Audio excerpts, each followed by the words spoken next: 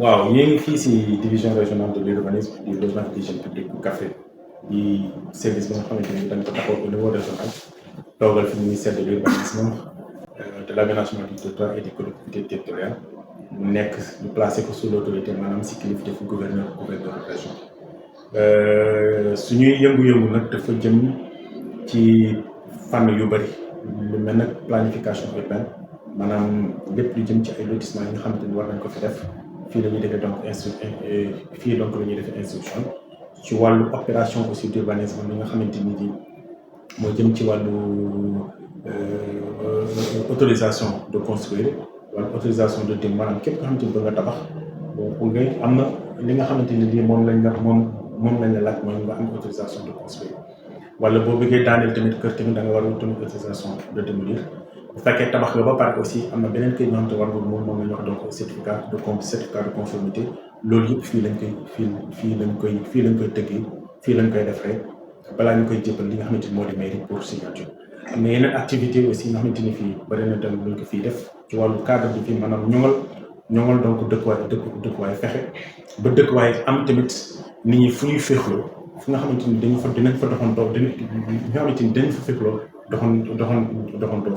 ak tamit fexe ñoŋal tamit dëkk bi maanaam jooyanti dëkk bi man loolu la ñuy wax donc restructuration wala donc régularisation. France yii daal mooy li ëpp li gën a bëri si liggéey bi nga xamante ni bii ñoo ngi ko fi def. alhamdulilah peut être bi may ñëw fekk nañ fi quand même personnel bu takku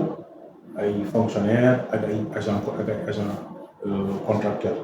li jëm ci division régionale bi bu fàttee ne rek xëy na si département bu nekk am nañ fa service bi nga xamante ni moom moo ñu fa toogal moom moo ñu toll mel ni Ngirkilaan Malem Hodar ak Koungheul. waaw mu nekk personnel bi nga xamante ni wax dëgg na yàlla ñoom ñëpp dañoo dugal seen loxo ci liggéey bi parce que tamit liñ fi nekk parce que bureau bi dañu ko service yi dañu ko organiser ak ay bureau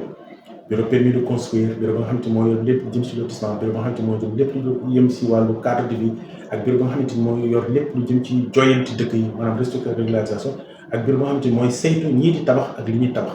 donc loolu boo ko organisé même ba ci guichet unique ba nga xamante ni moom lañu mujj taxawal loolu boo ko taxawalee am nga ay nit yi nga xamante ni ñoo nekk si gannaaw di la jàppale mission yooyu ñu koy mën a doxal. waaw waxtaan yi moom ñoo ngi ci parce que li may wax rek loolu orientation bi ñu ministère bi joxoon nañu fexe waxtaan ak population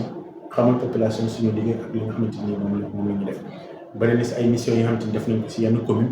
moom lu mel nag commune Nganda lu mel nag Diamagadio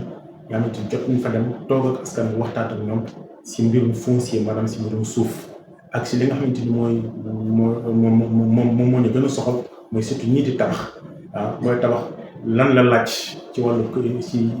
lan la laaj donc si wàllu këyit. am na yeneen activités yoo xamante ni aussi def nañ ko maanaam ci bi ñuy jooyanti quartier bii di Mousdalifah Cham ak Lansar jot nañ fi def benn assemblée générale bu mag ak population bi waxal leen li nga xamante ni lii moom la ñu bëgg a liggéey tamit si biir quartier bi. ci loolu aussi ñoo ngi si ay programme de renforcement de capacité parce que boo amee personnel bu mel nii aussi baax na tamit